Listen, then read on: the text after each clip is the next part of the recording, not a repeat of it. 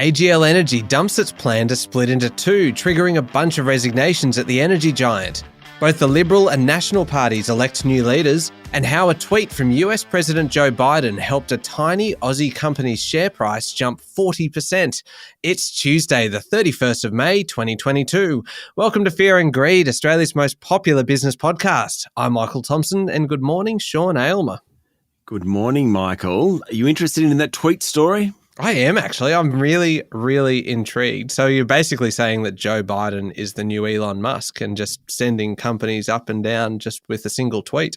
Yeah, something like that. In this case, that's exactly what happened. It's quite a remarkable story. Excellent. Well, I look forward to hearing a little bit more about that. Here I was thinking that you were going to start the program by, giving me some entertaining facts about it being the last day of autumn or something like that, about how many days we are from the winter solstice or something. But no, you actually stuck to business news. I did, but I'm pleased you brought it up because I always find May and June the worst months because once you get to July, you're kind of halfway through winter, and then August, well, it's almost spring, isn't it? And off you go. Whereas May and June's difficult. So once you get through that first, like today is the halfway period through the difficult months. So I'm pleased you brought that up. I mean, no one else is really interested in it, but we are on the way out of winter. That's what I'm saying, notwithstanding that tomorrow is the first day of winter. So I knew that if I just mentioned the seasons that you'd be set for about 30 seconds to a minute, and you proved me right. Thank you very much, Sean, for just doing exactly what I thought you would do. Now, immediately after the show, you've got a really interesting chat today coming up with James Curran. He's the Professor of Modern History at the University of Sydney, and it's really all about China and the new government's foreign policy. That's right, Michael. In fact, it's a very China-biased episode this morning. Yeah, it certainly is. There's a few good stories coming up, but let's get into the main story first, Sean, and that is all about AGL Energy, and the company has scrapped its plan now to split its power generation and retail businesses, essentially handing a win to activist shareholder Mike Cannon-Brookes. As a result, the group's chair, CEO, and two other directors will step down, leaving the 185-year-old company's future very unclear.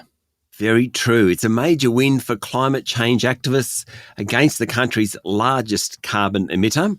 The board of AGL over the weekend dumped next month's vote to split, apparently fearful of not reaching the needed 75% benchmark, and pretty much conceded defeat. Chair Peter Botten and Chief Executive Graham Hunt will both leave the business. Two other directors, Jacqueline Hay and Diana Smith-Gander, will also depart. In a statement, AGL said it will undertake further consultation, including with Mr. Cannon-Brookes' Grok Ventures, but it's not clear quite what the way forward is now. Mr. Cannon-Brookes, for his part, said it was a huge day for Australia. Sean, what is next then for Mike Cannon-Brookes? Because his company, Grok Ventures, as you mentioned, was part of a consortium that bid for AGL earlier in the year and was rejected. But now he's had a big win, essentially, by stopping the demerger. Yes, his relentless campaigning in the mainstream and social media shows that public opinion matters inside boardrooms across the country. Reports suggest that retail shareholders didn't want the demerger to go ahead, and much of that is thanks to Cannon-Brookes. Presumably, Mr. Cannon-Brookes and Grok will now get at least one seat on the board, possibly two, but there's not much talk of him making another bid for AGL. The company share price was down less than 2% yesterday. That's a decent fall on a strong day, but it's not exactly a slump.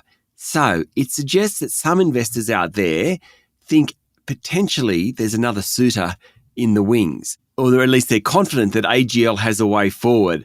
It is just a bit surprising that it's only down 2% given that it lost its CEO, its chair, and its strategy all in one day.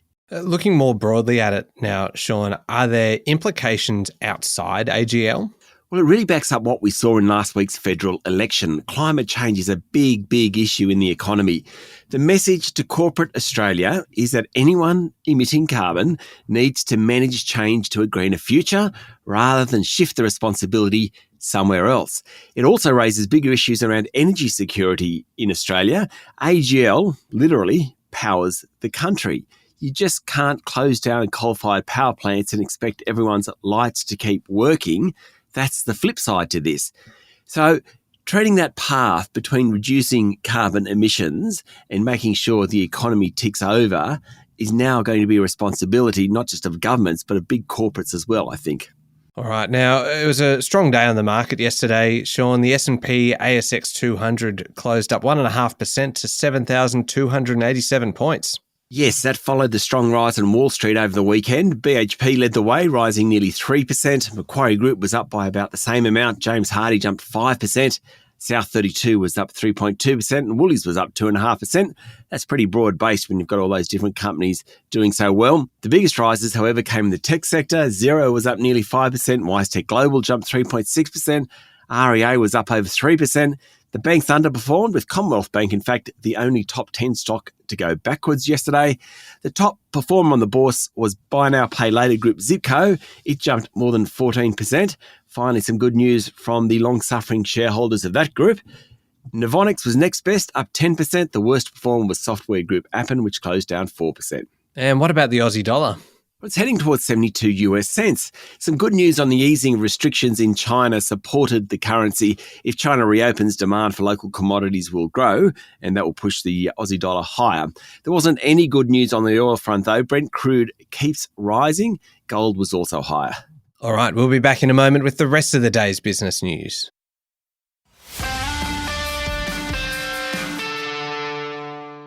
Sean, it was a big day in federal politics yesterday. Both the federal Liberal and National parties have new leaders, with Peter Dutton elected unopposed to head the Libs and David Littleproud defeating Barnaby Joyce and Darren Chester to take over the helm of the Nats. Mr. Dutton said he's incredibly proud to be elected and he has the relentless resolve to be Prime Minister. He promised to remain true to Liberal values and not be Labor light. The new opposition leader said he'll focus on forgotten Australians in suburbs and rural Australia. Now, one of Mr. Dutton's more controversial moments was walking out of Kevin Rudd's apology to the stolen generation in 2008. Yesterday, he apologised for doing that. He also said he was passionate about taking action on climate change in a sensible way. Susan Lee was elected Deputy Liberal Leader. Over at the Nats, David Littleproud was congratulated by his predecessor, Barnaby Joyce, and then he faced a grilling over the Nats' climate change policies. Littleproud said the party had signed a commitment to net zero by 2050 and would stick to that. That issue is going to be a very big one for the Nats and for David Littleproud going forward. Okay, now away from politics, Sean, the corporate regulator has commenced proceedings against ANZ for allegedly misleading its customers about the available funds and balances in their credit card accounts. Yes, the ASIC allegation says that about 166,000 customers were charged cash advance fees and interest for withdrawing or transferring money from their credit card accounts based on an incorrect account balance showing on ANZ's websites and in their apps. ASIC also claims that the problem hasn't been adequately fixed, notwithstanding it was identified quite a while ago, and some customers continue to be affected. Now, Sean, we love talking about airlines here on Fear and Greed. One that we probably don't talk about a huge amount is Regional Express, though we have had the Deputy Chair, John Sharp, on before. Anyway, Rex is going to withdraw services to 5 regional centres when federal government subsidies come to an end in a month's time. That's right. The routes are from Sydney to Grafton, Sydney Lismore, Sydney Bathurst and Sydney Ballina. All of those ones are in New South Wales. Also Adelaide to Kangaroo Island. These routes have been subsidised by the government payments, and yesterday John Sharp blamed Qantas's predatory actions on Rex's regional routes, which means the smaller airline couldn't cross-subsidise marginal routes. Rex has previously announced its intention to stop flying Melbourne-Albury and Sydney-Canberra due to excess capacity on the routes. No doubt there is a lot of competition in the airline market, and as the third player in the market, or arguably 4 behind Jetstar, Virgin and Qantas, very, very difficult for them to do any non-profitable routes. Yeah, sure is. Now, ASX-listed Yancoal is in a tricky situation. Its 62% major shareholder, Hong Kong-listed AGL Energy, has bid for the rest of the group at a price significantly less than its share price. That's right, and 3 independent directors of Yancoal, including Australia's former ambassador to China, Jeff Raby, have been tasked with finding a solution for all shareholders. Now, the offer was made last month, but only came to light last week. That in itself is quite interesting. The offer price is a 16% discount to the group's trading price. It's been reported that the lowball price reflects the desire of another major shareholder, Glencore, to get out. Now, Glencore holds 6.4% of Yancoal at the moment. Back in 2012, the Foreign Investment Review Board said Yang Kwang could own up to 70% of Yancoal, but it must remain listed on the ASX. So if this deal is to go ahead and still got some way to go, given the offer price is a 16% discount, it will need Treasurer Jim Chalmers' sign-off, which would be one of his first major foreign investment decision. Yancoal's share price fell 7% yesterday. A long way to go on it, but a really interesting situation. Yeah, it sure is. Now, Sean, here is the story that I've been waiting for. It is Joe Biden's Elon Musk moment. Bubs Australia is the company that we alluded to earlier, and the share price of the company jumped 42% yesterday after agreeing to send 1.25 million tins of baby formula to the US to ease a nationwide shortage. It's actually a national emergency in the US at the moment, the lack of baby formula. Now, a major producer, crowd called Abbott Laboratories, closed one of its major factories in Michigan after 4 babies fell ill from its product. Tragically, 2 died. The US, as a result, lifted import restrictions and Bubs Australia stepped in. US President Joe Biden tweeted yesterday that Bubs Australia had come to the rescue. That's something to put on your wall back home. The deal, in fact, was brokered by Bondi Partners. Now, Bondi Partners is founded by former Federal Treasurer and Australian Ambassador to the US, Joe Hockey. Anyway, the upshot of it all is that Bubs Australia is selling a lot of baby formula to the US. Joe Biden is tweeting about them, and shareholders got a 42% lift in their share price. Not bad, really. Michael, another company benefiting from the deal was rival A2 Milk. Its share price jumped 10% yesterday. I think investors are hoping they get a slice of the pie as well, so to speak. Yeah, absolutely. And Sean, I almost can't believe this next story, but it is a good news story about health insurance premiums. That's not something I thought I'd say. Very unusual, isn't it? NIB Group will postpone increases in premiums for its local health insurance business for 2 months to help support those hit by the COVID pandemic. Now, the group's already delayed it by 5 months, so that's 7 months in all. Good on them. Yeah, well said. Now, moving on to overseas news, the Chinese charm offensive in the Pacific region continues with Foreign Minister Wang Yi meeting the Fijian Prime Minister yesterday ahead of a summit with officials from 9 Pacific nations. Beijing will urge the Pacific nations to sign a region-wide security deal.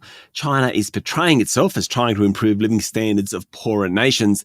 Now, the security deal, according to the Financial Review, would cover everything from policing and security to commercial fishing and climate change. And still on China, Sean, officials there have eased COVID restrictions in Beijing and Shanghai, spurring gains in the Chinese currency and share market. Yes, Shanghai authorities announced further steps towards returning to a more normal life, lifting many 2-month-old COVID restrictions over the weekend. Now they're expected to make more changes again tomorrow. Very good news there. And Beijing reopened parts of its public transport, some malls, gyms and other venues.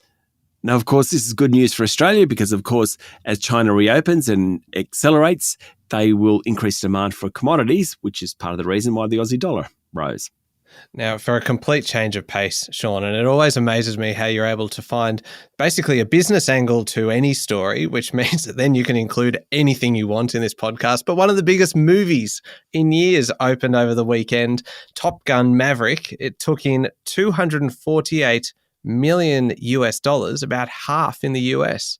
Yes, the Tom Cruise flick cost about $150 million to make, so already it's looking pretty profitable. The movie's release was actually delayed 2 years due to the COVID pandemic.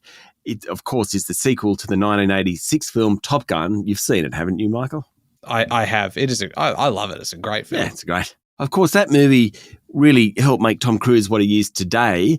And the sequel, I mean, some people in my household have seen it. They loved it. They said it was fantastic. I just love the fact that we can go to the movies again now. I mean, I reckon we used to go to the movies probably every fortnight, kind of pre-COVID. And so that was a major adjustment when all of a sudden that kind of thing just stopped happening. So it is just actually a really good symbol of normal life that this kind of movie is getting a theatrical release as opposed to just going kind of straight to one of the streaming services. So look, I will be there. That's me just climbing down off my high horse here to say that, yes, I'll go to the movies and see Top Gun. Well, it is one of the few movies that they did hold back throughout the pandemic, because most of the big studios released the movies that were ready onto streaming services immediately, but this one was held back. It does feel like Top Gun is the kind of movie you need to see on a really really big screen. Yeah, I think so. Isn't the need for speed, Michael? Yeah, yes. Now, on a similar theme, Sean, a slightly more sinister story, this one. The captain of an ITA Airways flight between New York and Rome has been fired for falling asleep while flying the plane. Yes, and air traffic controllers couldn't reach the plane for about 10 minutes as a result. Now, according to media reports, both pilots of the ITA, which is the old Italia, it's the national airline in Italy, so both pilots of the Airbus 330 had dozed off. The co-pilot was having what's called a controlled rest, which is allowable, but the pilot was supposed to be awake and reachable. The 10-minute blackout triggered a terror alert with fears the plane had been hijacked. He was on autopilot at the time and flying at normal speed and altitude, no problems. But, you just don't want both pilots to sleep, I don't think. No, that would be slightly worrying. All right, now up next, Sean, is the Fear and Greed Daily interview, and today you're speaking with James Curran, Professor of Modern History at the University of Sydney. Yes, we have a great chat about Anthony Albanese and Penny Wong's first 10 days or so in the job in terms of their relations with China and the Pacific nations. We also talk about what faces Anthony Albanese in terms of the relationship with China and also with the US. A really interesting chat. Yeah, it sure is. It is coming up next in the Fear and Greed playlist on your podcast platform or at fearandgreed.com.au. Thank you, Sean. Thank you, Michael. It's Tuesday, the 31st of May, 2022. Make sure you're following the podcast and join us online on LinkedIn, Twitter, and Facebook. I'm Michael Thompson, and that was Fear and Greed. Have a great day.